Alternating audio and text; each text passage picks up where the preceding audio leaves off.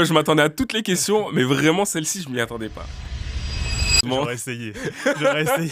Les gars, je le mets en tant que host, il veut me voler mon podcast. Ta sœur m'a parlé de, lorsque tu étais petit, d'avoir des amis imaginaires qui t'avaient fait croire qu'ils allaient apparaître plus tu leur parlais. Donc, est-ce que c'est une compétence que tu travaillais déjà à ce moment-là? Écoute, c'est Alexandre. Déjà, félicitations pour Croyances Limitantes, qui a un rendez-vous, je viens de te dire, plus qu'important pour pas mal d'entrepreneurs, soit sur le mindset ou sur l'entrepreneuriat. Bienvenue les gars sur Croyances Limitantes, le podcast qui casse un maximum de croyances. À toi, jeune qui n'a pas forcément l'entourage. Donc, vous l'avez peut-être remarqué, je ne suis pas Johan, mais aujourd'hui, on a un invité très spécial. Je vous présente Yohan Neves. Let's go. Je sais pas s'ils avaient fait la différence jusque-là. Ouais, je pense qu'on se ressemblait trop, etc. Tu vois. Peut-être la coupe de cheveux. Ouais, je pense taper. Monton taper. C'est ça. Donc, de toute façon, c'est moi l'host de votre podcast préféré, comme tu le dis si bien. Donc, pourquoi pas commencer par une présentation. Ouais. Un peu qui tu es, quel âge tu as, quel est ton parcours scolaire, professionnel. Voilà, dis-nous tout. Déjà, c'est un honneur pour moi de passer ici. Je donnerai pas plus de détails, les autres comprendront. Pour me présenter, je m'appelle Yohan Neves, j'ai 21 ans si j'y arrive. Et aujourd'hui, je travaille en tant que business developer et appointment setter. Donc très concrètement, je prends des rendez-vous commerciaux et je suis vraiment très autour du domaine commercial. Et j'ai créé un podcast qui s'appelle Croyances Limitantes. Félicitations à toi. Merci. Merci encore de l'invitation. C'est un honneur de pouvoir être ici aujourd'hui. Merci. On en a déjà discuté. Beaucoup auraient voulu être à ma place. Donc, pour pas faire de jaloux, j'ai proposé à certains anciens invités de poser eux-mêmes leurs questions. Donc, on commence tout de suite. Tu sais que j'en étais sûr. Très rapidement, les gars, j'ai proposé à Antonin de le faire. Alors, attends, vas-y. Non, Très rapidement, j'ai proposé à Antonin de me poser des questions parce que je me suis dit que c'était dommage que je fasse un podcast et qu'on ne me connaisse pas, très simplement. Et je savais qu'il allait préparer quelque chose et j'en étais sûr que tu allais poser des questions aux invités. Mais c'est pas grave, vas-y. Du coup, j'ai fait une petite sélection des meilleures questions. On commence tout de suite. Salut Yohan, c'est Jessica Coman. Tout au long de ces épisodes, tu nous as fait explorer nos croyances limitantes sous différents angles. Mais une question reste souvent en suspens. Comment faire la distinction entre une croyance limitante qui nous freine réellement et une conviction profonde qui fait partie de notre identité? Voilà, donc première question, très bonne question de Jessica Coman. Donc, okay. Qu'est-ce que tu pourrais... Ok, donc je vais reformuler la question. La question, c'était comment faire la différence entre une croyance limitante et une conviction profonde. Exactement. Très très bonne question de Jessica, merci pour ta question. Conviction profonde, je vois pas trop. Moi, la différence pour moi d'une croyance, c'est une fabrication de notre esprit. Donc concrètement, conviction, j'arriverai pas. En vrai, c'est une question compliquée que tu m'as posée. Hein. Tu m'as posé un vrai piège. Conviction profonde, conviction, c'est on s'est convaincu. Croyance, j'ai l'impression que c'est plus une réponse environnementale.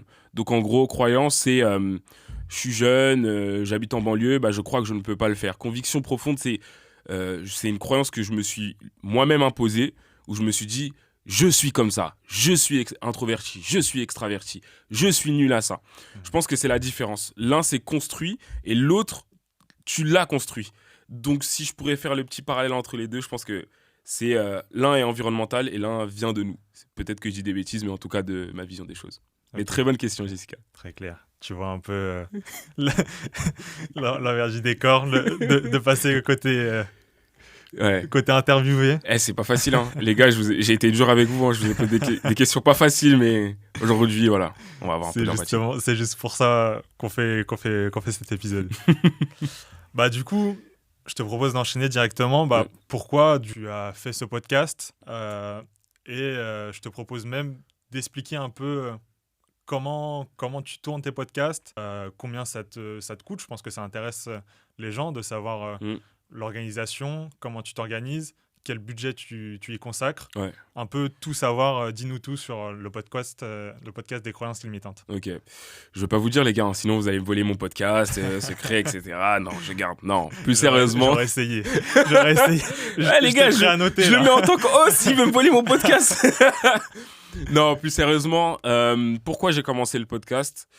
Le terme croyance limitante, c'est un terme qui m'a marqué. Je ne sais pas comment, mais c'est un terme qui est resté. Et un jour, je me suis dit vraiment par hasard. En fait, j'écoutais beaucoup de podcasts auparavant. J'en écoutais vraiment beaucoup, dont celui qui est suisse, que j'écoutais pas mal et que je vous recommande d'ailleurs, qui est vraiment pas mal en termes de mindset, en termes de sport, etc. Et ça m'a toujours parlé. Je me suis toujours dit, putain, c'est intéressant. Et j'avais jamais pensé à le faire. Et un jour, je me suis dit, mais en fait, je peux le faire. Kessus, il en avait parlé dans un épisode, et je me réfère beaucoup à lui parce que c'est vraiment lui qui m'a motivé à en faire. Il avait dit qu'en fait, on n'a pas besoin de grand-chose pour commencer. Et du coup, je me suis dit, bah tu sais quoi, je sais pas trop quoi faire comme projet, j'étais un petit peu perdu, je testais tout un tas de choses. Je faisais des vlogs, à l'époque, je voulais être coach sportif, tu vois. Donc j'étais vraiment un peu perdu, mais je testais beaucoup de choses. Et je me suis dit, tu sais quoi, let's go, je vais faire un podcast. Et la meilleure personne que j'ai pu inviter qui m'inspirait beaucoup, c'était toi, du coup, pour mon premier podcast. Et je me suis dit... un truc qui, moi, m'a impacté beaucoup, et je reviens beaucoup là-dessus, c'est le soutien. En fait, j'ai senti que j'étais pas soutenu pour ce que j'étais. Et en fait, c'est ça qui m'a motivé à faire un podcast, parce que je me suis dit, j'ai beaucoup d'ambition, j'ai envie de faire des belles choses, et à chaque fois que j'en parle aux gens, je me sens pas soutenu, j'ai pas l'entourage qu'il me faut. Et en fait, je me suis dit, c'est dommage, j'ai pas eu cette chance-là. Néanmoins, je peux donner cette chance-là aux autres. Et c'était mon devoir. Au tout début, c'était vraiment... j'ai commencé le podcast vraiment... regardez le premier podcast, les gars. Ma chambre, elle est même pas rangée. J'ai perdu 30 minutes. Ouais, c'est vrai. J'ai perdu 30 minutes des rushs de mon podcast. Donc, rien n'était parfait. Vraiment, c'était fait salement. Chambre pas rangée. J'avais pas mes contours. Micro, il était pas... voilà. Mais je me suis dit qu'il fallait que je commence d'une manière ou d'une autre. Et ça, c'est un truc que j'ai toujours au long de mon parcours, et on le verra peut-être plus tard. Mais c'est commence mal. Plutôt que d'essayer de commencer les choses parfaitement, commence-les mal. À l'école, on nous a habitués souvent à commencer les choses très très bien, ou si tu fais les choses mal, c'est mal. Non, commence les choses parce que quand tu fais, t'apprends. Au final, j'ai fait mon premier podcast, j'ai fait une tonne d'erreurs, mais au deuxième, c'était beaucoup mieux. Au troisième, c'était beaucoup mieux. Et en fait, tu améliores au fur et à mesure. Donc, pour te refaire une image globale, j'ai commencé parce que j'en écoutais. Ensuite, je me suis dit, pourquoi pas ?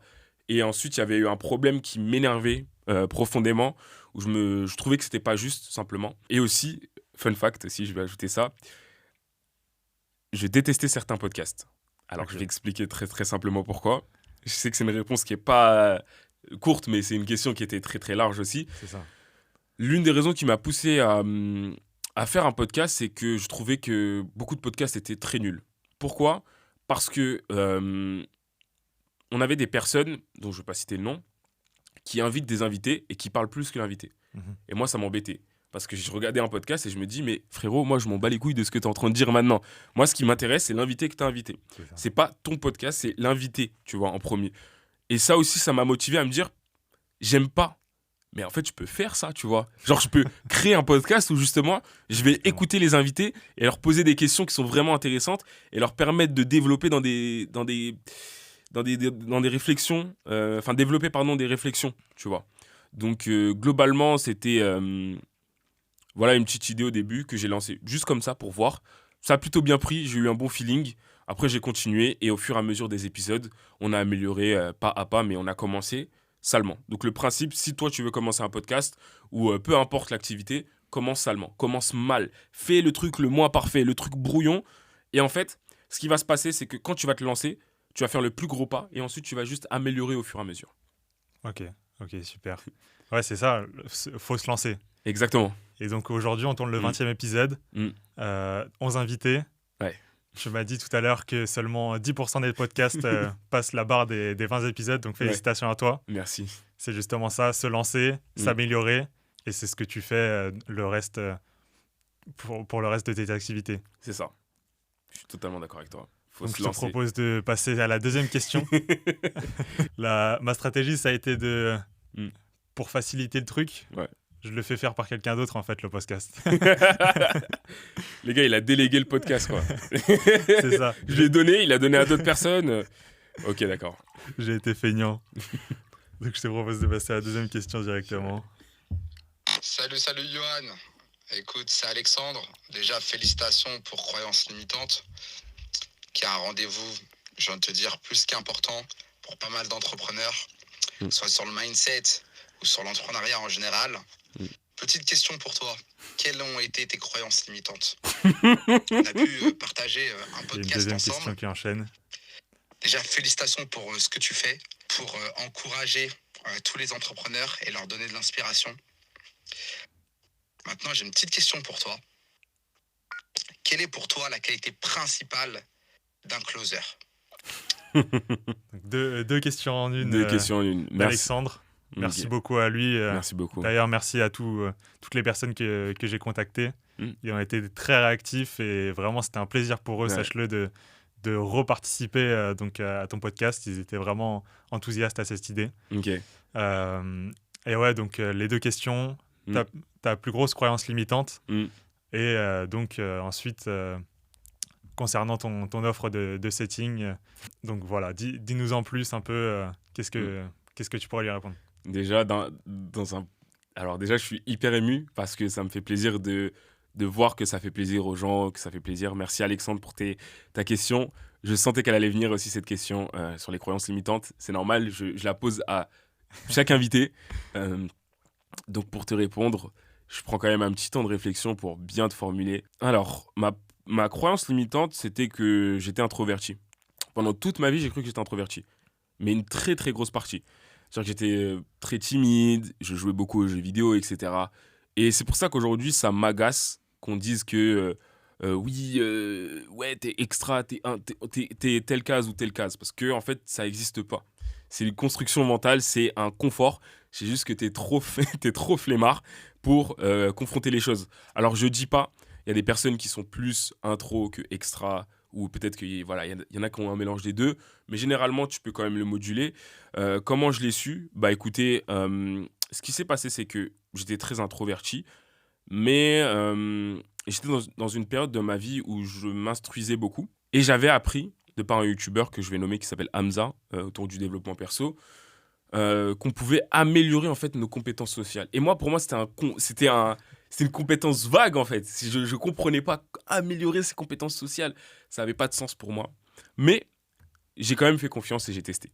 Donc j'ai lu le livre How to Influence and Influence People de Dale Carnegie. J'ai juste lu les principes et j'ai appliqué ça dans ma vie. Donc j'allais à la salle de sport, je souriais aux gens, je disais bonjour, je retenais les prénoms, je regardais les gens dans les yeux, je leur posais des questions, je m'intéressais à eux. Et au fur et à mesure de tout ça, on a commencé à me qualifier en tant que extraverti. Et c'est là où j'ai compris, attends, toute ma vie on m'a dit que j'étais intro, et maintenant on me dit que je suis extra, tu vois. Et je me suis jamais identifié comme quelqu'un de sociable ou quoi. Et tout ça pour dire que ma croyance limitante, c'est pas que intro à extra, c'est que tu peux devenir tout ce que tu... comment bien le décrire. En fait, tu peux tout développer. Et c'est ça ma croyance limitante. Je pensais qu'avant, tu étais né d'une manière et tu mourais d'une manière. Donc, tu étais né voilà, comme ça et tu étais comme ça. Bref, tu étais d'un point A et tu restais d'un point A. Mais aujourd'hui, ma croyance, c'est que tu peux tout développer. Exactement. Alors, ça ne veut pas dire que tu vas être le meilleur, mais ça veut dire que tu peux le développer. Si tu es quelqu'un d'introverti, tu peux devenir extra. Si tu es quelqu'un de pas entreprenant, tu peux devenir plus entreprenant. Si tu es quelqu'un de pas confiant, tu peux devenir plus confiant. Ambitieux, peu importe. Donc, globalement, c'est ça. Et par rapport à la question du closing, pour ceux qui ne savent pas, le closing, c'est la fin d'une vente. Donc, c'est un appel de vente, en gros, avec un prospect, donc prospect potentiel client. La meilleure qualité d'un closer, donc d'une personne qui fait un appel de vente, pour moi, c'est... J'en donnerai deux, désolé Alexandre, mais ce sera l'empathie et l'écoute active. C'est-à-dire être en capacité de réellement écouter une personne et pas créer une réponse en attendant qu'elle finisse sa phrase, écouter ce qu'elle dit et aussi avoir de l'empathie pour faire en sorte que la personne en face de nous se sente compris. Plus ça. Ok, c'est très clair, merci beaucoup. Tu parles du coup, on a parlé d'introverti, extraverti, Ouais. que c'est une compétence que tu as développée. c'est un sujet, je pense, qui t'a toujours travaillé. Ouais. Ta sœur m'a parlé de, lorsque tu étais petit, d'avoir des amis imaginaires qui t'avaient fait croire qu'ils allaient apparaître, puis tu leur parlais. Donc, est-ce que c'est une compétence que tu travaillais déjà à ce moment-là? Je suis désolé, les gars. Sandy, je vais te tuer. Elle a préféré rester en dehors de la salle, je pense, pour cette raison. Excusez-moi, j'écoute ta question. Mais ouais. Donc, est-ce que c'est une compétence que tu travaillais déjà à ce plus jeune âge ou ça a été vraiment un déclic à un moment de ta vie et pourquoi? C'est intéressant. Je pense que quand on veut analyser les comportements d'une personne, il faut toujours regarder l'enfance. L'enfance nous donne beaucoup d'informations. Par exemple, quand on cherche, je vais donner un exemple pour illustrer ce que je vais dire, mais quand on cherche à développer quelque chose, une nouvelle activité, on veut savoir dans quoi on est bon, c'est bon de regarder ce qu'on faisait quand on était jeune. Et moi, le truc, c'est que j'ai toujours été très empathique. Mais très empathique jusqu'au moment où, je le dis souvent, mais ça fait bizarre quand je le dis aux gens, mais j'arrive pas à détester les gens. Parce que j'arrive à comprendre les raisons pour lesquelles ils font quelque chose. Donc, par rapport à mon ami imaginaire, non, ça, je pense que c'est juste que ma sœur qui... Et moi, c'est un enfant naïf. Mais au-delà de ça, j'étais un enfant qui parlait beaucoup, qui avait beaucoup de discussions, mais qui était introverti plus jeune. J'avais hâte de la poser, cette question. Franchement, là, tu vois, je m'attendais à toutes les questions, mais vraiment, celle-ci, je m'y attendais pas. Bravo. Je pense qu'on peut faire la transition sur un sujet qui te parle beaucoup, l'international. On a vu sur tes réseaux sociaux de nombreux solo trips. On a vu donc Dublin, plus récemment Londres. Tu aurais aimé aussi aller à Lisbonne, ça s'est pas fait, tu m'avais raconté. Bientôt Malaga aussi. Ouais. Quelle est la place pour toi de l'international? Qu'est-ce que ça t'a apporté durant tes différents voyages, niveau culture, niveau expérience? Et quels sont tes objectifs à long terme sur l'international? Voilà, dis-nous tout. Pose des très bonnes questions. Franchement, c'est une très très bonne question. Je n'avais pas vu cet angle-là, mais pour te répondre, donc ta question c'est quelle est la place de l'internationalité, du voyage, de la découverte. En fait, j'ai pas beaucoup voyagé dans ma vie. Enfin, beaucoup, relativement. Il y en a qui ont beaucoup moins voyagé que moi, tu vois. Mais j'ai pas tant voyagé que ça. Et depuis quelques années, je m'en sors quand même bien, tu vois. Donc, je me suis dit, pourquoi pas essayer un voyage?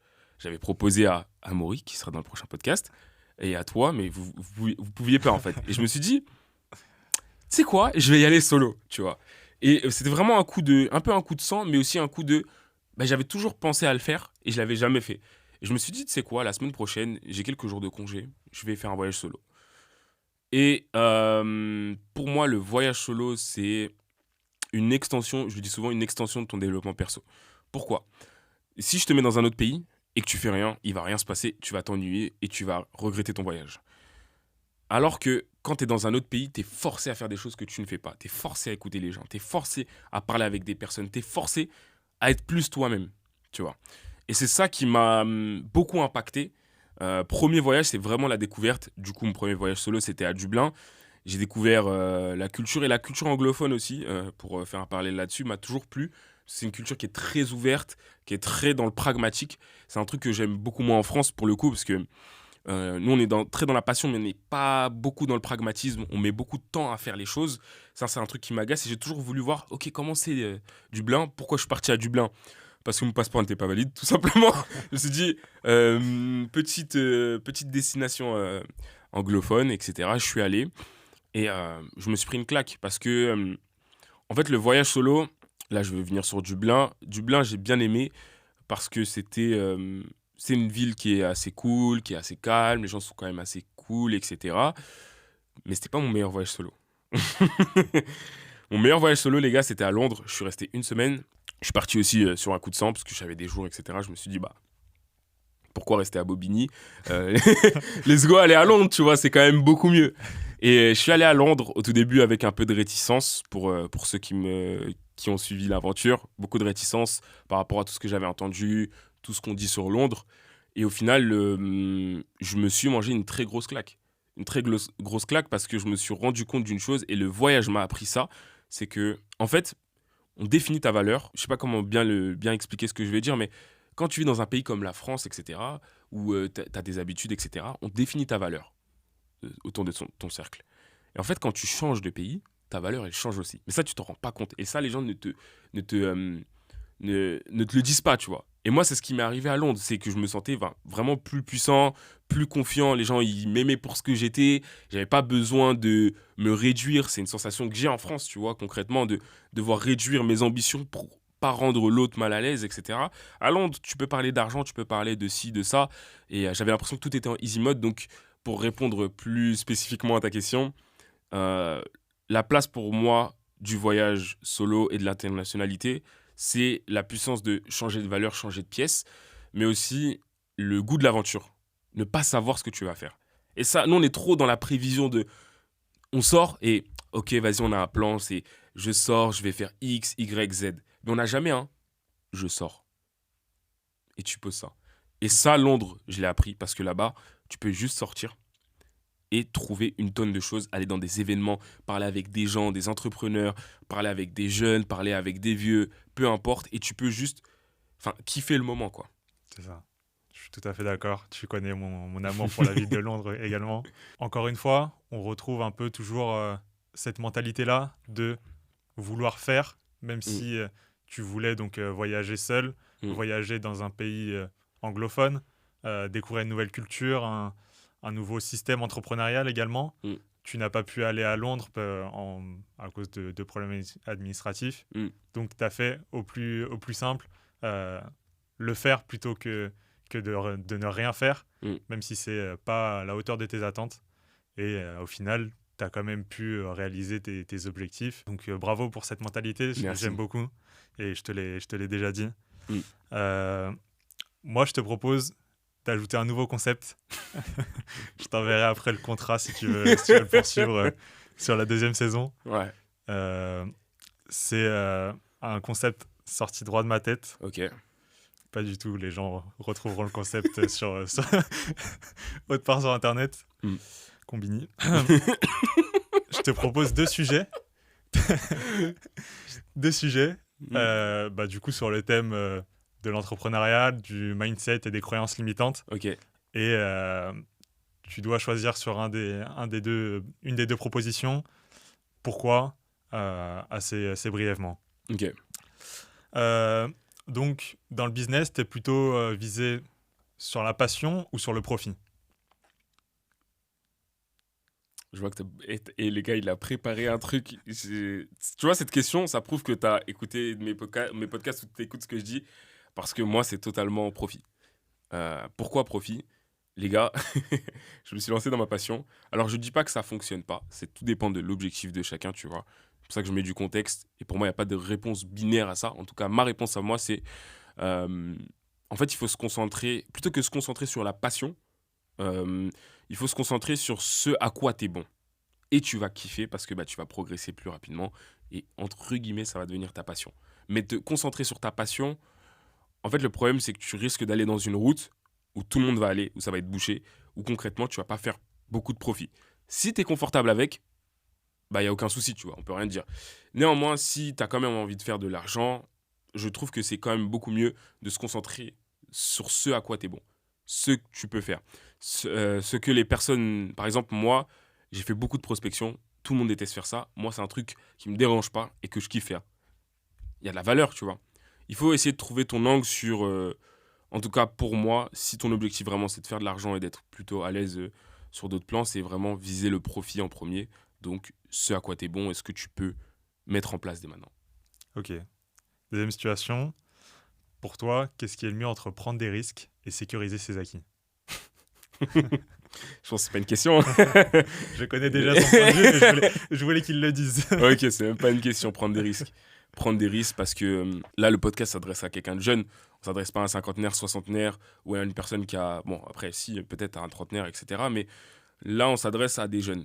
Vous vous rendez pas compte que le seul risque que vous avez, c'est de retourner au point de départ, c'est-à-dire là où vous êtes tout de suite maintenant.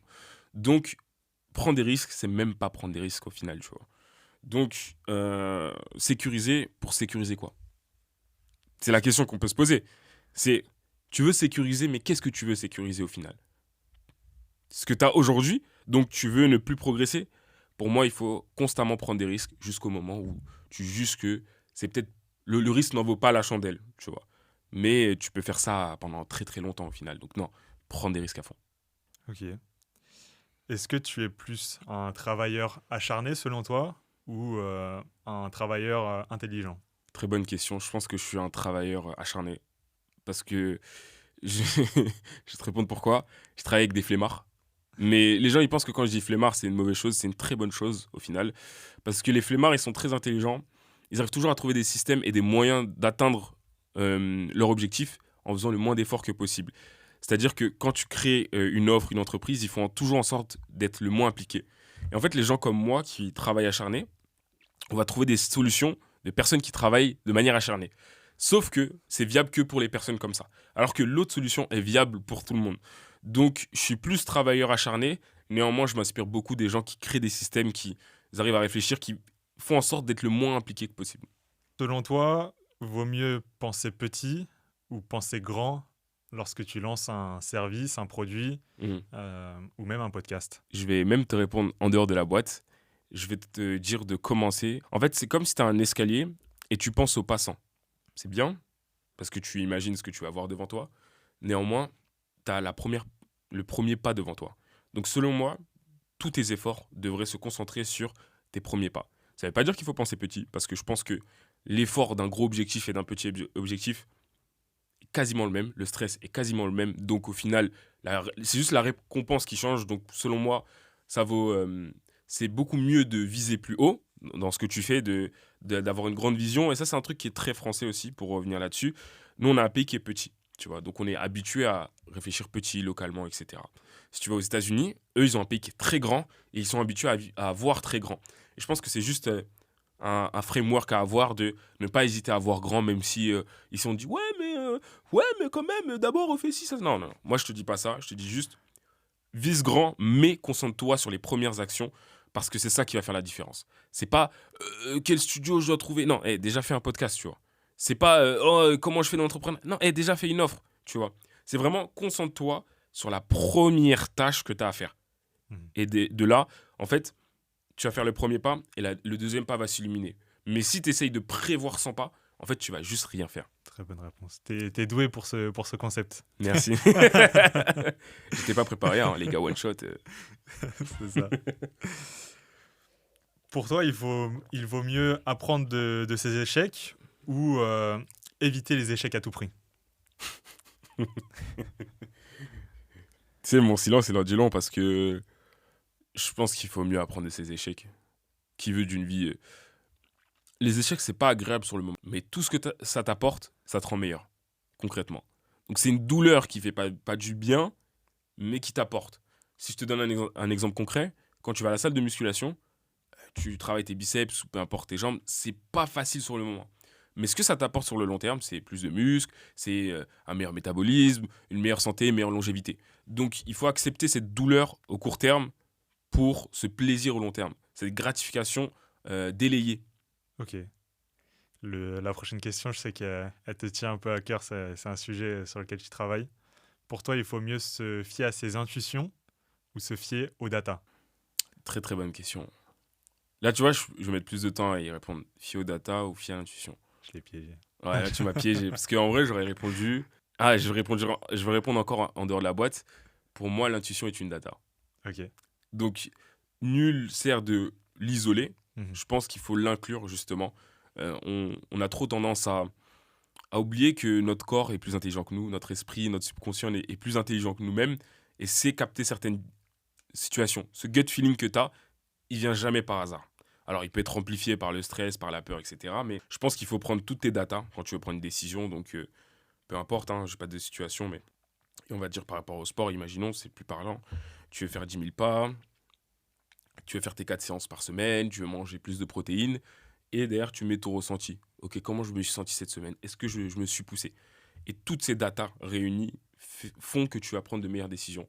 Donc, je le dis souvent, le ressenti subjectif est une data en soi. Ok. L'avant-dernière question. Tu préfères l'équilibre vie pro ou perso, ou tout sacrifier pour réussir? Je pense que c'est un mythe, l'équilibre vie pro-perso, personnellement. Équilibre, par définition, est égal médiocrité, parce que tu es en équilibre, concrètement. Je dirais, encore une fois, tout dépend du contexte. Donc, tout dépend de ce que toi, tu veux développer, celui qui m'écoute. Si toi, tu veux une vie équilibrée, où tu gagnes ton 9 à 5, où tu as ta petite femme, tu as tes petits-enfants, où tu as ta petite vie tranquille, moi, je suis pas là pour juger ça.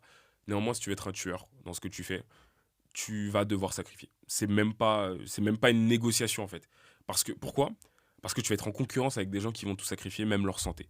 Je te dis pas d'aller jusque là, mais ce que je te dis, c'est de comprendre l'imagerie mentale de. En fait, ta concurrence, elle va pas, elle va travailler les week-ends, mon pote. Elle va travailler des heures en extra. Donc, si tu sais ça et tu sais que ça a un impact sur ton activité, tu es obligé de sacrifier. La nuance que j'irais mettre, c'est que l'équilibre n'est pas sur le court terme. Il est sur le long terme. C'est-à-dire que tu peux avoir une période de 3 mois où tu envoies, tu travailles comme un malade, où tu vas sacrifier un peu ta vie perso, vie sociale. Et à l'inverse, tu peux te prendre une semaine où là, tu vas être à fond dans ta vie sociale, et tu vas sacrifier le travail.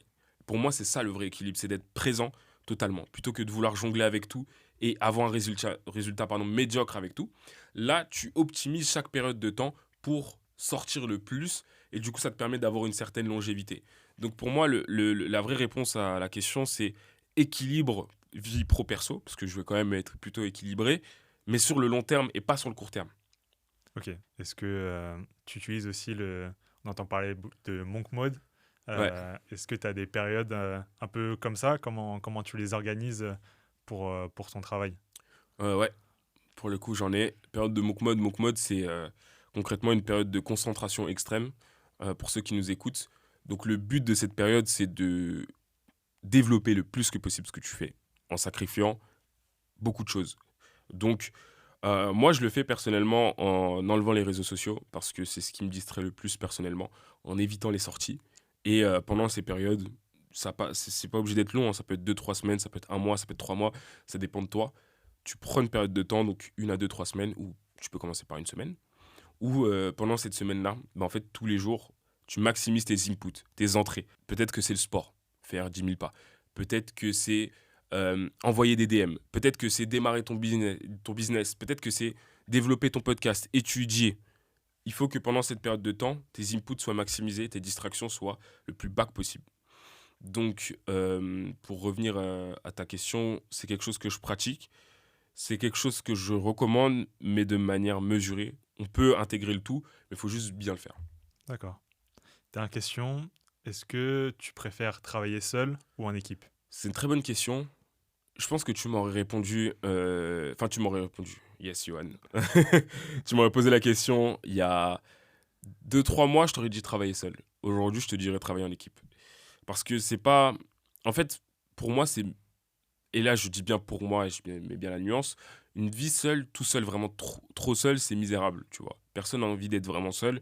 Et on sent bien qu'on est accompagné parce qu'on est nous sommes des animaux sociaux, tu vois. On a ce besoin d'interagir avec les autres, d'une manière ou d'une autre, pas forcément extrême, mais on a besoin d'interagir. Et quand tu commences à rencontrer des personnes qui sont justement comme toi, qui sont dans la même optique que toi, qui ont la même dalle que toi, qui veulent des objectifs comme toi ou même plus gros que toi, en fait, ça en est agréable parce que c'est des gens qui vont vouloir gagner à tout prix. Et c'est des gens qui vont mettre tout ce qui est en leur pouvoir pour réussir. Et du coup, vous allez vous pousser. Il y a un truc où tu vas être nul, il va dire, hé, là, poteau, t'es nul, tu vois. Un truc où toi, tu vas être bon et cette personne va être nulle, tu vas dire, là, c'est pas bien, tu vois. Et vous allez pouvoir vous élever. Donc au final, tu vas aller beaucoup plus loin avec une personne qui a les mêmes ambitions que toi. Néanmoins, si tu ne la trouves pas, cette personne, je pense que c'est intéressant de le faire soi-même pour une petite période de temps. Vaut mieux que tu sois toi tout seul que mal accompagné. Mais si tu as la possibilité d'être accompagné, je pense que c'est même pas une question, selon moi en tout cas. Ok, super intéressant. C'est à la fin du nouveau concept jingle de fin. En vrai, c'est un très bon concept que je vais te voler. Hein, voilà, il n'a pas mis de copyright. Je voudrais passer sur un autre sujet, je sais qu'il te tient à cœur, le sport. Tu as également à un moment mis un pied dans le coaching. Tu as pratiquement toujours fait du sport. Petit, tu étais déjà plein d'énergie, tu arrivais à sauter du berceau jusqu'au lit de tes parents. Un athlète de haut niveau dès son plus jeune âge. Hmm. Quelle place le sport occupe dans ta vie et un peu décris-nous ton parcours sportif. Alors ça, c'est une vraie histoire. Je pense que j'étais hyper actif, en étant honnête avec toi. Et le sport, ça m'a permis de me canaliser très jeune. Alors j'en ai fait très tard du sport. Enfin, très tard, c'est relatif bien sûr, mais par rapport à ce qui se fait en général, j'ai commencé en 4e à faire du rugby. Parce que j'ai juste suivi des amis à un entraînement, ils m'ont dit ouais vas-y viens, etc. Et moi j'étais un casse-cou quand j'étais petit, j'étais vraiment très très très énergique, etc.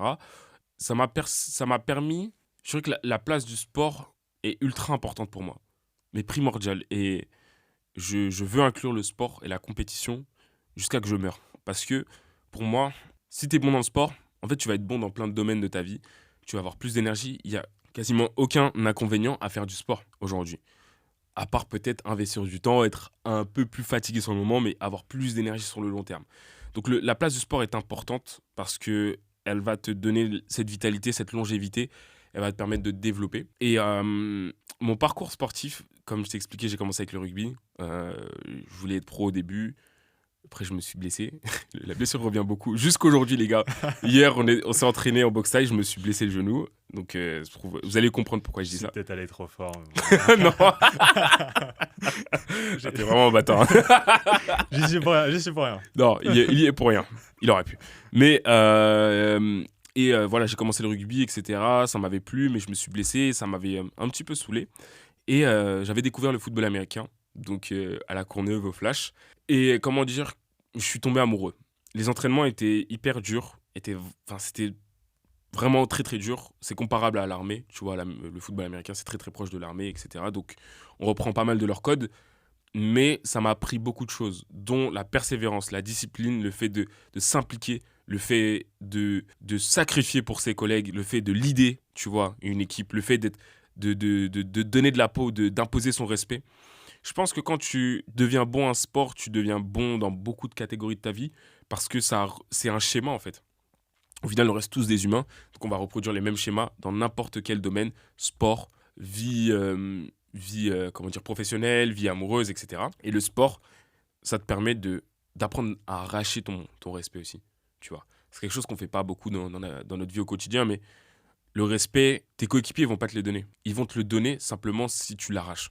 Si tu montres qu'à l'entraînement, tu te donnes. Si tu montres que tu pousses les autres. Si tu montres que pendant le match, tu es quelqu'un d'important. Tu es quelqu'un t'es un joueur décisif, quoi. Donc, j'ai fait du football américain pendant 2 à 3 ans environ. Et j'avais aussi pour ambition d'être pro. À chaque fois que j'ai voulu commencer quelque chose, j'ai toujours voulu le faire vraiment très, très sérieusement. Et écoutez, ça va être drôle ce que je vais dire, mais je m'étais vraiment, vraiment très, très impliqué. J'avais mis tout à ma disposition. J'avais pas de connaissances. Je m'entraînais énormément. Je faisais tout pour être l'un des meilleurs et je me suis blessé.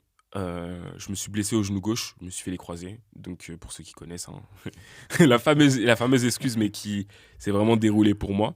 Et pour moi, ça a été un peu le choc, tu vois. Ça a été ça a été le choc parce que c'est mon monde qui s'est écroulé en face de moi. Mais dans cette difficulté, j'ai appris beaucoup sur moi.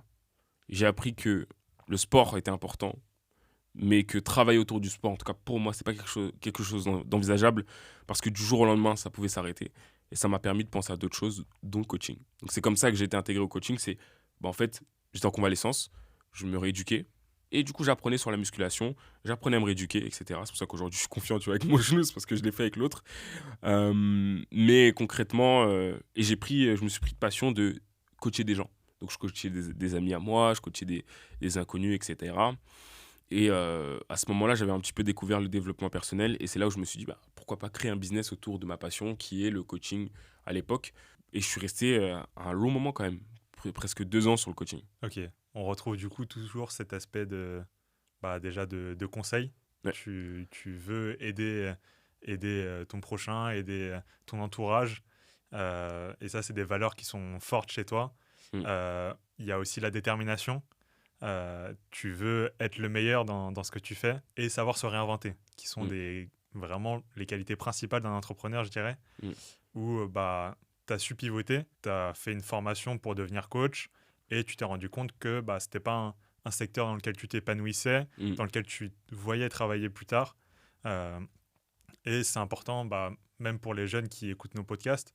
J'ai souvent la discussion avec des amis de mon âge où ils ont peur on arrive à la fin de nos études et tu te rends compte que tu vas travailler pour le restant de tes jours. C'est une angoisse pour beaucoup de gens. Et toi, justement, tu montres que en fait, le travail, c'est pas une tâche toute sa vie. Est-ce que tu peux dire rapidement, aujourd'hui, tu as déjà su te réinventer plusieurs fois. Qu'est-ce que tu as entrepris jusqu'à aujourd'hui? C'est intéressant ce que tu dis. Je pense que on est trop fataliste. Je pense, pour revenir sur ta discussion avec tes amis, on est trop fataliste. On pense que si on fait une tâche aujourd'hui, on va la faire jusqu'à la fin de nos jours. Ce qui n'est pas le cas. Les choses évoluent, le marché évolue, tout évolue, donc on est forcément amené à changer. Et puis on est des créatures curieuses, donc forcément en fait tu vas être amené à vouloir faire d'autres choses, à expérimenter et peut-être à apprécier d'autres choses. Tout ce que j'ai fait jusqu'à aujourd'hui, un truc que peu savent, que je vais dévoiler ici, c'est que j'ai toujours été sur YouTube. Mes vidéos sont classées, peut-être qu'un jour je les mettrai, les gars. Mais j'ai toujours été sur YouTube. Donc la première chose que j'ai faite, c'est démarrer une chaîne YouTube. Démarrer une chaîne YouTube très jeune, tellement jeune que je m'étais fait chicoter à l'époque, hein, vraiment, c'est pas une blague. Je m'étais fait chicoter parce que je disais non, tu te mets pas sur Internet. Mais j'étais tellement têtu, et ça c'est un truc qui revient aussi beaucoup dans mon parcours, c'est que je suis extrêmement têtu. Et du coup j'ai reproduit, j'ai essayé plein de chaînes. Au tout début c'était autour de mes passions, et hobby c'était le gaming, tu vois. Après un petit peu lifestyle, et je m'étais arrêté, j'avais repris sur le gaming, etc. Ensuite, j'avais essayé d'entreprendre sur les agences de marketing. J'ai fait du e-commerce. Qu'est-ce que j'avais fait? J'ai fait du développement web aussi en freelance. J'ai fait vraiment beaucoup de choses. Et comme je l'ai dit tout à l'heure, précédemment, fais-le mal. Mais fais-le mal. N'hésite pas à le faire mal. Pourquoi? Parce que souvent, en fait, notre cerveau, il va nous donner des informations. C'est pas parfait, il faut attendre que ce soit ci, ça. Attends, peut-être qu'il faut mettre ci, ça. Tous ces détails qui ont en fait aucune importance. Le plus important, c'est de lancer. Parce que là, je t'ai donné plein de choses que j'ai pu faire. Mais ce que je te dis pas, c'est que sur toutes ces choses-là, j'ai pris de l'expérience. Elles n'ont pas été parfaites. Elles auraient pu être bien mieux faites, mais elles ont été faites. Vaut mieux que ce soit fait que parfait. Il faut vraiment garder cet exemple-là, parce que ça va te permettre de développer tout ce que tu as besoin de développer et de prendre de l'expérience. Parce que ce qui compte à la fin, c'est que ton truc soit lancé, c'est que ta vidéo elle soit faite. Pas besoin qu'elle soit parfaite. Ta première vidéo, elle sera nulle. Ton premier business, il sera nul. Tous tes premiers trucs seront nuls. Et c'est OK. Et ça, on le dit pas souvent, tu vois. Et c'est ça qui m'a permis de me réinventer. C'est vraiment cet aspect où, en fait, je vais juste le lancer et on verra, tu vois. C'est sale, c'est pas bien, on s'en fout. Parce que je sais qu'au deuxième épisode, ce sera mieux. Et un bon moyen technique, c'est de se laisser 10 brouillons, tu vois. 10 premières vidéos brouillons, 10 premiers podcasts brouillons. Laisse-toi rater. Et puis, au pire, il va se passer quoi? Peut-être que tu vas avoir des gens qui vont te juger. Il fait des vidéos. Toute ma vie, ça m'est arrivé. Toute ma vie, depuis que je suis jeune. Parce que j'ai toujours voulu faire des projets différents. J'ai toujours essayé des choses. On s'est toujours foutu de ma gueule. Et jusqu'à aujourd'hui, même avec ce podcast-là, qui est un projet plus sérieux, on s'est foutu de ma gueule, pour vous dire. Mais en fait, ça compte pas. Parce que ces mêmes personnes qui vont se foutre de vos gueules, elles vont venir après vous demander « Mais comment t'as fait ?» Tu vois, j'avais pas le courage. Et en fait, ce qu'il faut comprendre, c'est qu'une personne qui se fout de ta gueule, c'est une personne qui projette ses insécurités sur toi. Parce qu'elle n'est pas capable de le faire. Du coup, elle te descend pour que tu reviennes au même niveau qu'elle. Mais c'est pas important. Parce que, comme le dit bien Alex Hormozy, c'est qu'on va tous mourir et ça n'aura pas d'importance. Tu vois. Et à 80 ans, t'as pas envie de re-regarder ta vie en mode « Putain, j'aurais pu faire ça, tu vois. » Franchement, tu peux mourir avec de la douleur, avec des cicatrices, avec tout ce que tu veux, mais meurs pas avec des regrets. C'est beau, c'est beau. C'est beau, hein? Il est fort. Je te propose d'enchaîner directement avec une troisième personne qui a voulu poser ses questions. Quelqu'un qui t'a beaucoup aidé dans le business ces derniers temps. Je pense qu'il voulait vraiment ce rôle d'animateur parce que il m'en a posé des questions. Je sais qui c'est. Prépare-toi. Ça me touche, les gars. Non, vraiment, vous savez pas à quel point ça me fait plaisir. Salut Johan, salut Antonin. Bon, écoute, On s'est rencontrés il n'y a pas longtemps et je me suis toujours posé une question sur toi. Quelle est la place du rire, parce qu'apparemment t'es un mec marrant, du travail, et enfin de ton rapport au collectif, de ton rapport au groupe dans ta vie. Voilà, prenez soin de vous les gars et puis à très vite. Je te propose de faire une petite coupure parce qu'il y en a pas mal des questions. On peut déjà répondre à cette première question. Donc, la place du rire, la place de l'humour, à la fois en tant que compétence et également en tant que relâchement. Du coup, quelle est la place de l'humour pour toi? La place de l'humour, attends, c'est quoi? C'est la place de l'humour, du collectif et... Attends, c'est quoi le deuxième? J'ai oublié. La place de l'humour, du collectif et... Du rire, parce qu'apparemment t'es un mec marrant. Du travail. Ok. La place du travail, du rire et du collectif. C'est ça, ces 3 axes-là. C'est vraiment un bâtard parce que, en fait, je lui ai fait ça. Je lui ai fait la même chose, j'ai lié 3 choses, il m'a dit « Wow !» Et je viens de ressentir ce qu'il vient de faire parce que j'avais jamais fait le lien entre ces 3 choses. Mais la place du rire, pour moi, c'est le relâchement. C'est vivre pleinement, tu vois. Avoir un lâcher-prise. La vie est trop sérieuse par moment. Je suis quelqu'un de sérieux, tu vois, là, j'arrive à te parler sérieusement, mais avoir un relâchement, je pense que c'est important de kiffer aussi. Le rire, c'est... La place du rire, c'est le moment présent, tu vois. C'est relâcher, c'est mettre les gens à l'aise, c'est baisser les gardes de tout le monde. Et pour moi, c'est important que... Comme je t'ai dit, je suis quelqu'un de très empathique. C'est important que la personne en face de moi se sente à l'aise. Et j'ai pas envie qu'elle se sente rejetée ou se sente pas acceptée pour ce qu'elle est, tu vois. Moi, je suis personne pour te juger. Je suis peut-être pas d'accord avec ce que tu fais ou ce que t'es ou peu importe. Mais je vais accepter qui tu es et je vais faire en sorte que tu sois à l'aise même si on n'est pas d'accord, tu vois. La place du travail, pour moi, elle est cruciale. Le travail, c'est la liberté. Le travail, c'est la liberté. Travailler sur les bonnes choses, les bons projets, c'est ce qui va te permettre demain de te réinventer, d'être utile, tu vois. Je pense que c'est vraiment utile, le mot. En tant qu'homme, surtout, aujourd'hui, je pense que c'est important de revaloriser ça, tu vois, d'être utile pour ton prochain et pour les gens qui sont autour de toi. Et le collectif, je veux pas d'une vie seule. Peut-être qu'il y en a qui en veulent, loups solitaires, peut-être les petits loups, tu vois, les petits emojis sur Instagram, etc.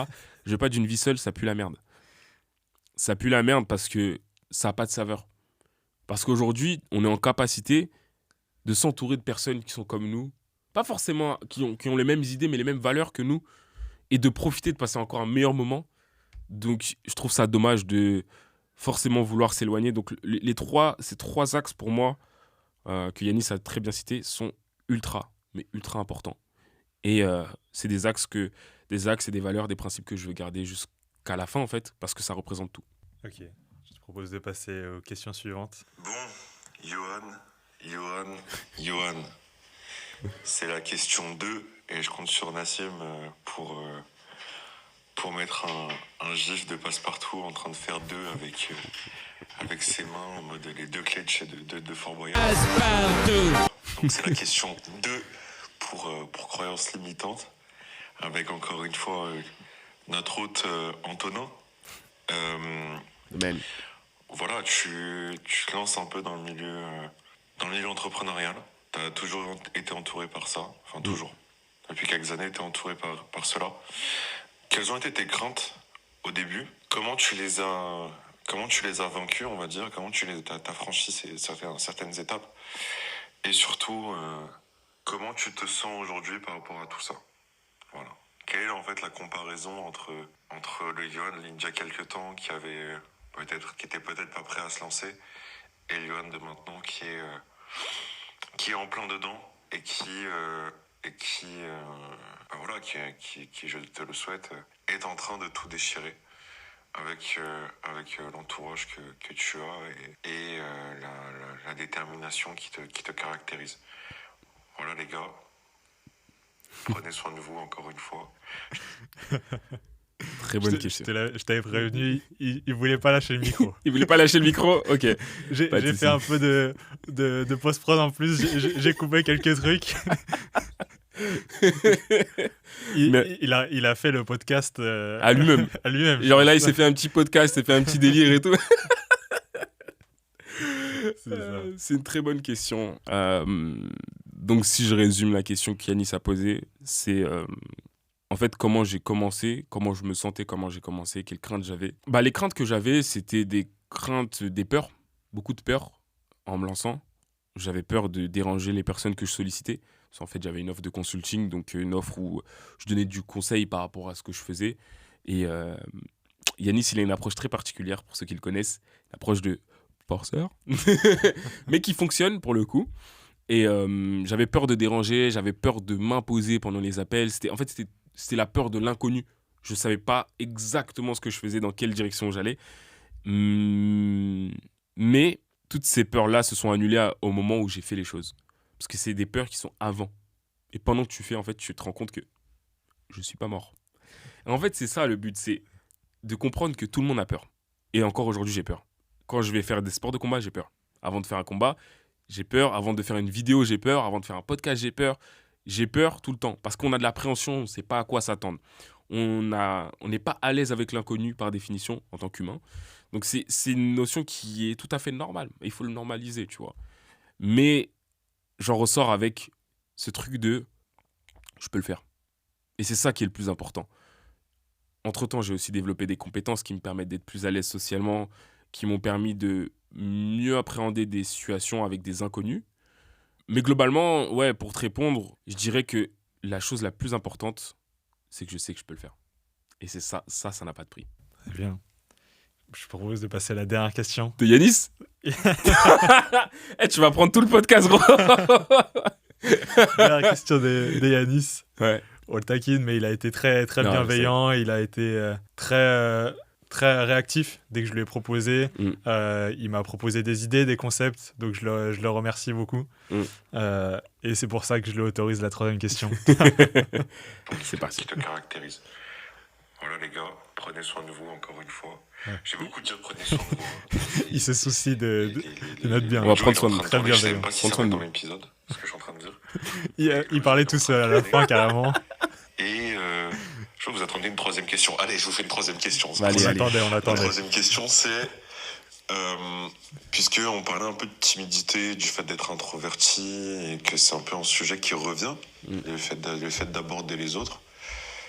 Qu'est-ce que tu faisais celle-là, tu vas m'en vouloir pour cette question. Qu'est-ce que tu faisais pour te forcer à aller vers les autres? Et qu'est-ce que tu as fait récemment, tu sais très bien où je veux en venir, ou pour te forcer à aller vers les autres? Voilà. Ça sera tout pour moi. C'était Yanis. Et puis voilà, les gars, prenez soin de vous. On se dit à très vite. Hâte de regarder tout ça. Très très bonne question. Donc attends, si je résume bien la question d'Yanis. Comment tu as amélioré tes compétences sociales? Qu'est-ce que tu as fait? Il a l'air de connaître quelque chose. Dernièrement, quelles étaient les expériences que tu as mis en place pour améliorer justement cette compétence? Small talk. Le premier, c'est small talk. Small talk, ça veut dire petite discussion. Donc ça peut être, tu vas voir la caissière, tu vas lui dire « Oh, bonjour, vous allez bien ?» Ouais, ok, d'accord. Ah, il fait moche aujourd'hui. Hein. Tu vois. Avoir cette petite discussion, avoir ces points qui te rendent plus sociable, qui t'enlèvent cette peur. Et je dirais s'exposer graduellement. Tu vois, se mettre dans des environnements où tu es plus propice à être sociable. Moi, l'environnement qui m'a pas mal aidé, c'est la salle de sport. C'est un environnement où je passais beaucoup de temps. Donc, automatiquement, je rencontrais beaucoup de personnes et j'avais le temps d'expérimenter tout ce que j'apprenais dans le livre de Dale Carnegie. Et donc, ouais, je dirais ce serait s'exposer graduellement. Donc, aller parler avec des gens, avoir des petites discussions. C'est bête, hein. Fais un compliment à quelqu'un, tu vois. Aussi, ça, c'est un point que j'ai pas abordé, mais les compliments, complimenter les gens, tout le monde aime se faire complimenter, moi le premier. Et c'est quelque chose qui est agréable. Pas forcément besoin de mentir sur le compliment. Ça peut être quelque chose d'honnête. Tu vois un mec qui fait une grosse barre à 230 kilos, tu te dis waouh, tu vois, purée, quand même, tu fais une sacrée barre, tu vois. Et ne pas hésiter à complimenter les gens, à les mettre à l'aise. Et d'autres choses que j'ai améliorées, c'est le contact visuel aussi. Regarder les personnes dans les yeux. Ne pas hésiter à avoir un bon contact sans être trop fou et rester comme ça, tu vois. Mais j'imagine l'image devait faire peur, mais avoir un contact visuel, poser des questions et surtout s'intéresser aux gens. Je pense que c'est ce qui m'a aidé le plus, c'est s'intéresser. s'intéresser. Et un bon exercice aussi, c'est aller draguer des meufs, les gars. Je pense que c'est ça dont il parlait, c'est vraiment un bâtard, mais aller approcher des inconnus, que ce soit femme ou homme, aller approcher des inconnus et aller avoir une discussion. Et vous verrez que des fois, genre, ça va très très bien se passer. Et en fait, ça va être beaucoup de peur avant d'y aller. Parce que socialement, voilà, ça se fait pas trop, mais les gens apprécient.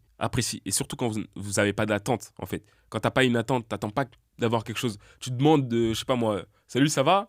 Il va se dire, mais qu'est-ce qu'il veut? Mais essaie d'avoir un contexte où, voilà, c'est juste drôle, la personne passe un bon moment.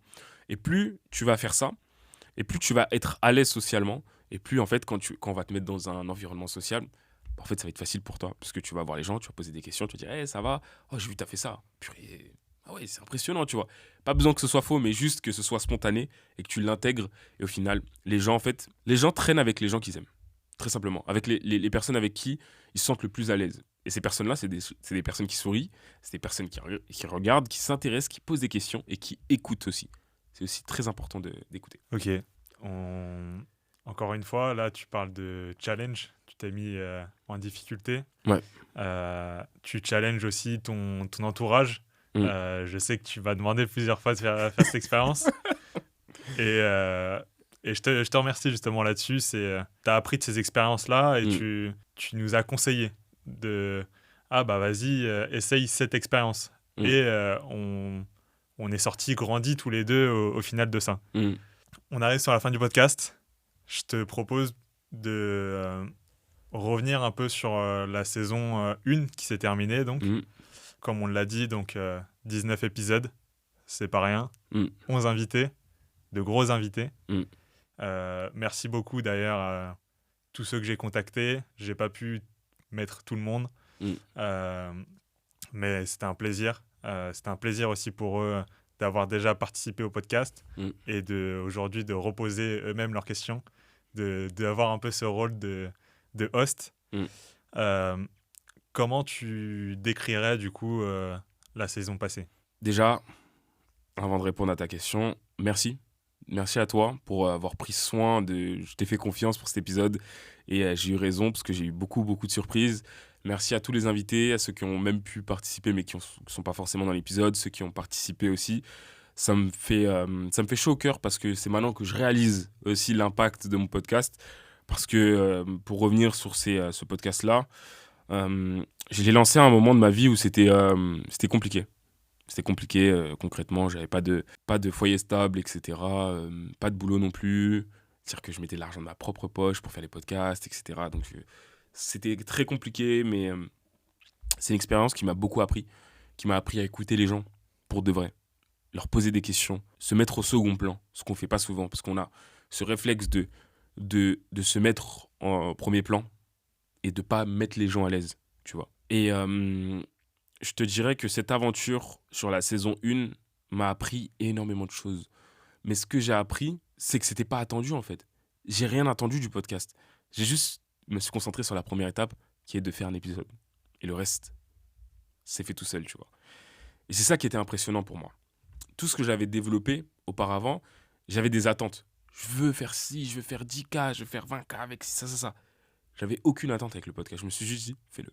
Et c'est là où j'ai été le plus surpris, parce que je ne m'attendais déjà pas à ce que les gens adhèrent autant, et je ne m'attendais pas à ce que les invités apprécient autant, et apprécient autant la qualité de ce que je faisais. Et je ne me suis pas rendu compte de la qualité de mon podcast jusqu'au moment où j'ai pu justement le confronter à d'autres podcasts et me rendre compte que, ah ouais, en fait, on propose quand même quelque chose d'intéressant, tu vois. On pose des vraies questions, on aide vraiment les gens. Donc j'ai appris beaucoup de choses, j'ai rencontré beaucoup de personnes, j'ai fait des rencontres, des amitiés, on reste en lien avec certaines personnes. J'en ai appris aussi beaucoup sur le business. Pour ceux qui ne savent pas, il y a un truc qui se passe après chaque podcast, c'est un deuxième podcast. Donc je continue à parler avec les invités, leur poser plein de questions, etc. Et je te dirais que j'ai appris beaucoup. Ça a été un catalyseur. Et c'est encore une fois pour ça que je pense que le collectif est important. Là, dans le podcast, j'interviewe d'autres personnes. Je parle avec d'autres personnes qui ont un parcours différent du mien. Et je m'expose à leur avis. Donc, je te dirais que j'ai appris tellement. J'ai jamais appris autant. Tu vois, j'ai fait du coaching pendant très longtemps. J'ai pas appris autant. Parce que là, j'étais confronté à des gens, écouté, etc. J'ai développé des qualités. Et aujourd'hui, ça me représente tellement le podcast que ça m'a apporté 50% de ce que j'ai aujourd'hui, tu vois. C'est énorme. En même pas un an, tu vois.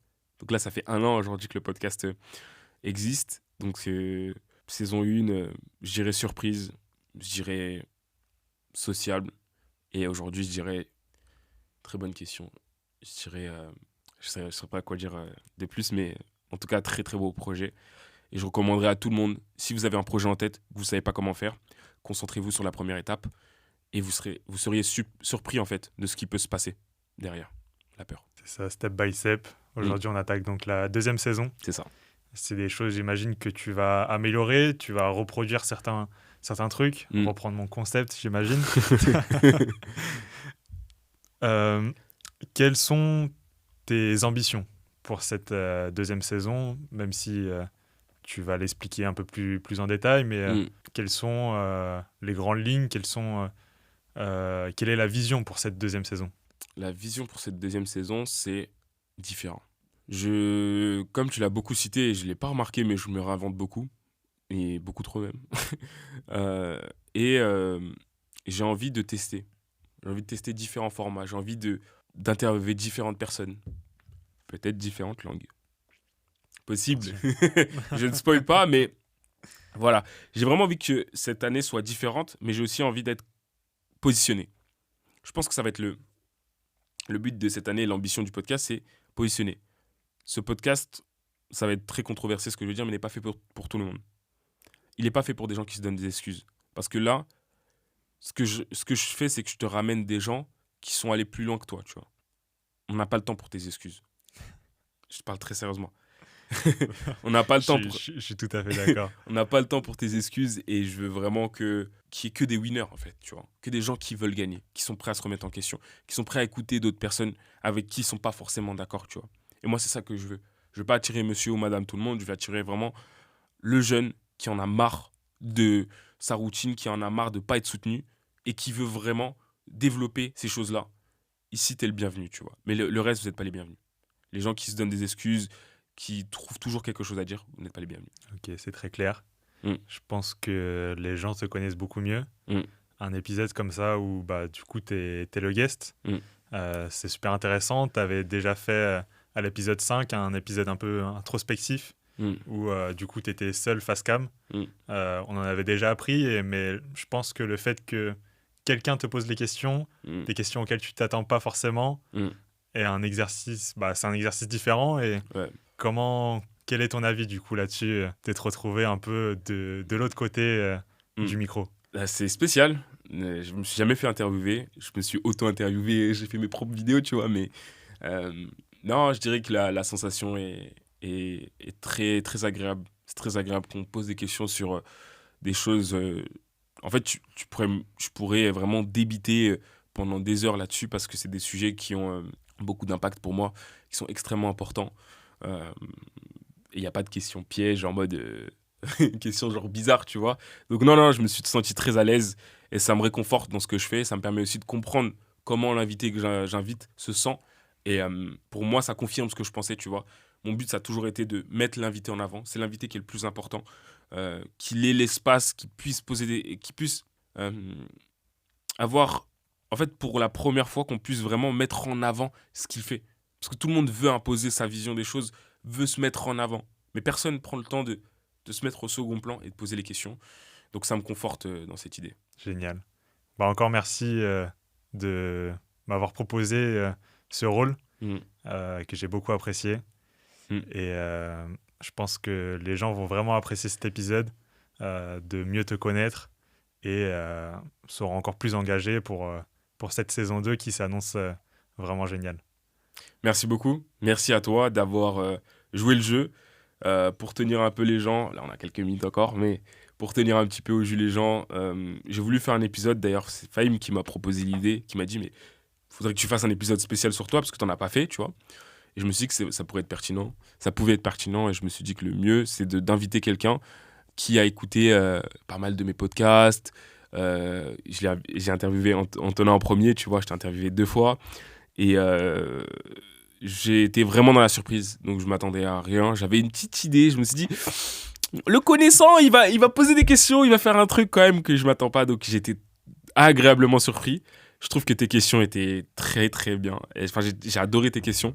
J'ai pu développer sur plein de choses. Donc non, franchement, c'était très très lourd. C'est ça, c'était la surprise pour lui. J'avais peur qu'on lui raconte quelques trucs, que ses proches lui racontent quand je les avais contactés, etc. Mm. Mais ouais, on a bien réussi à garder la surprise et ouais, Mm. tu as su très bien réagir, répondre. Je pense qu'il s'était préparé un peu. Non, les gars, j'ai rien préparé. Franchement, Il est fort naturellement. c'est ça. Les gars, c'est naturel. Vous pouvez pas faire la même chose que moi. Non, je rigole. Non, en tout cas, bah écoute, pour clôturer l'épisode, j'espère que vous avez apprécié cet épisode, les gars. Ça m'a fait beaucoup. Ça m'a fait plaisir de vraiment me mettre derrière l'invité. En tout cas, nous, on se retrouve pour la 2e saison remplie de surprises. Parce que Antonin vous a fait des surprises. Mais ce qui s'est passé, c'est que cette année, j'ai préparé... Quand j'ai dit différent, c'est que le podcast sera pas comme ce format-là sur tout le long du podcast. On va vraiment essayer d'amener quelque chose de différent, une DA différente par moment, peut-être des invités d'une autre langue. On veut essayer plein de choses. Mais voilà. Donc en tout cas, tu veux clôturer l'épisode ? Je te laisse faire. C'est toi l'hôte. C'est moi l'host encore un peu. Laisse-moi profiter de ces dernières minutes. Pour clôturer, que dire, je t'ai remercié, mais je te remercie encore. C'était un plaisir. Tu le sais, moi j'aime beaucoup regarder tes podcasts. Je te fais souvent des retours sur ce que j'ai aimé, mais aussi ce que j'ai pas aimé. Bien C'est sûr. important de se le dire, surtout entre nous. C'est des axes soit d'amélioration ou soit qui sont propres à moi. C'est intéressant aussi d'avoir l'avis positif et négatif. Bien sûr. Première fois que j'étais à la place de Lost, c'est agréable. Tu m'en avais parlé, mais c'est vrai que c'est agréable. C'est plus simple que je sais pas, c'est différent que d'être l'interviewé parce que là, j'ai préparé en amont ce que j'allais te dire. Mais dites-nous ce que vous en avez pensé. N'hésitez pas donc à liker, à vous abonner, à suivre pour la saison 2. Toutes les surprises, j'ai eu quelques échos et vous n'allez pas être déçus. Donc voilà, dites-nous votre retour. Quelles sont vos attentes aussi pour la saison 2 et bombardez de likes cet épisode. Merci à toi, Antonin. Merci, j'ai eu raison de te faire confiance sur cet épisode. Tu m'as bluffé. Merci à vous d'avoir regardé jusqu'au bout. Nous, on se retrouve sur le prochain épisode. Et entre-temps, les gars, n'hésitez pas à vous développer physiquement, mentalement et socialement aussi.